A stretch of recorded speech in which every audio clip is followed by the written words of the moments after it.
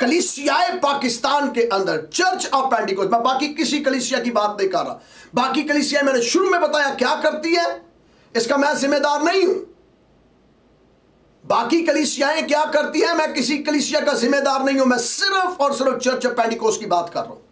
हम कलीसियाई तौर पर यह इत्तेहादी ईमान रखते हैं, और वो ईमान ये है कि कोई क्रिश्चियन लीडर, चाहे वो एमपी है, एमएनए है, मिनिस्टर है, कोई भी है, वो आता है चर्च के अंदर, खुले दिल से वेलकम है,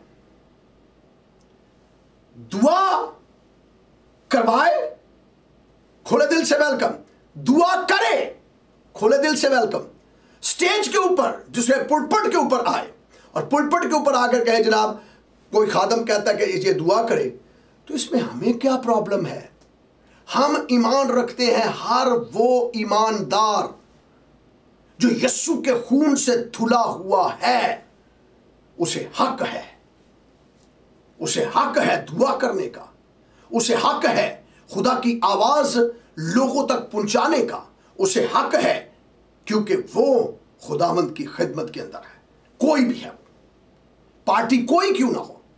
और अगर ये कोई कहे कि जनाब ये बंदा गैर कौम से है और ये हमारे पुलपट पर आकर बोलेगा, तो चर्च ऑफ पेंटिकोस्ट मुखालफत तो दूर की बात, हम अलाउ ही नहीं करेंगे, चाहे वो मुल्क का कोई भी बड़ा हो। क्यों? ये चर्च सियासत के लिए नहीं है, और गैर कौम का कोई बंदा चर्च ऑफ पेंटिकोस्ट के पुलपट पर आकर इस तरह की तकरीर नहीं करेगा, नहीं कर सकेगा। उसकी बुनियादी वजह ये खुदा की आवाज़ के लिए है, ये दुआ के लिए है, ये शफात के लिए है, ये शायरुबानी के लिए है, ये निकाह के लिए है। यहाँ हमारी जवान बेटियाँ, हमारे बेटे, हमारी बच्चियाँ यहाँ बैठी हैं जो खुदा के घर के अंदर आती हैं खुदा की आवाज़ सुनने के लिए। हम किसी किस्म की नुमाइश करने को तैयार नहीं है। तो ये सिर्फ और सिर्फ चर्च ऑफ पेंटिकोस्ट की स्टैंडिंग बता रहा हूं मैं, जो हम बाइबली स्टैंडिंग अपनी रख रहे हैं।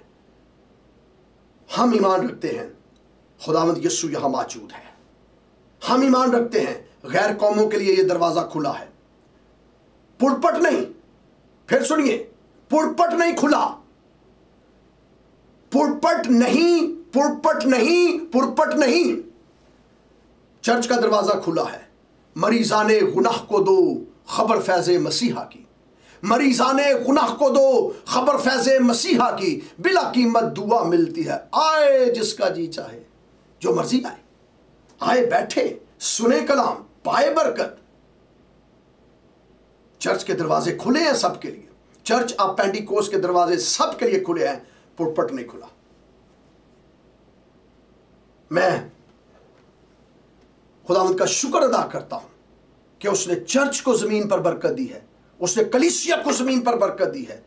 आलमगीर कलीसिया की बात करो, अब मैं चर्च ऑफ पेंटिकोस्ट की बात नहीं सिर्फ कर रहा, मैं आलमगीर कलीसिया की बात कर रहा हूं। उसने आलमगीर कलीसिया को ब्लेस किया है, उसने उनको बरकत दी है, और उसने कहा है जमीन और आसमान का कुल इख्तियार खुदावंद ने फरमाया मेरे पास है, मैं अपना इख्तियार कलीसिया को देकर जा रहा हूं। चर्च के पास अथॉरिटी है, और ये चर्च के पास ऐसी अथॉरिटी है कि वो आसमान की चीजों को भी हिला के रख सकता है और जमीन की चीजों को भी, क्योंकि मेरे आका, मेरे मौला, मेरे खुदावंद ने फरमाया जमीन और आसमान का कुल इख्तियार मुझे दिया गया, मैं अपना इख्तियार तुम्हें दिए जाता हूं, जो कुछ तुम बांधोगे वो बंध जाएगा।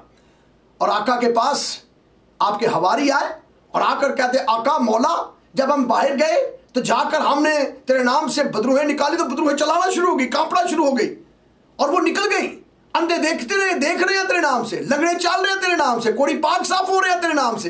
इसका मतलब है ये चर्च को ब्लेसिंग मिली है कि आप जिसकी तरफ हाथ बढ़ा के दुआ करें, खुदा चंगाई बख्श देता है, रिहाई बख्श देता है, छुटकारा बख्श देता है, आजादी बख्श देता है। ये है आपकी ब्लेसिंग। और आप बैनुल अक़वामी तौर पर, आलमगीरी तौर पर आप मसीह की दुल्हन हैं, कलीसिया मसीह की दुल्हन है। दोबारा सुन लीजिए और अपनी आइडेंटिफिकेशन को, अपनी अथॉरिटी को पहचानिए। कलीसिया मसीह की दुल्हन है और इस दुल्हन को मसीह ने अपने खून से मुकद्दस ठहराया, पाक ठहराया, अलग किया और अपनी दुल्हन बनाया। और अब वो इसी दुल्हन को लेने के लिए आ रहा है। मैं आलमगीर कलीसिया की बात कर रहा हूं, मैं सिर्फ चर्च ऑफ पेंटिकोस्ट की बात नहीं कर रहा, चर्च ऑफ पेंटिकोस्ट की सिर्फ बात नहीं कर रहा, मैं आलमगीर कलीसिया की बात कर रहा हूं।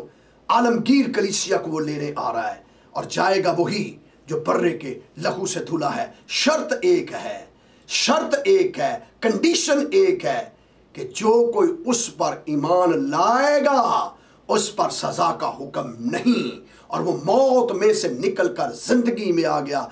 मुबारक मैं आपको देता हूं जो आप मसीह पर ईमान लाए और अबदी जिंदगी के वारिस हो गए।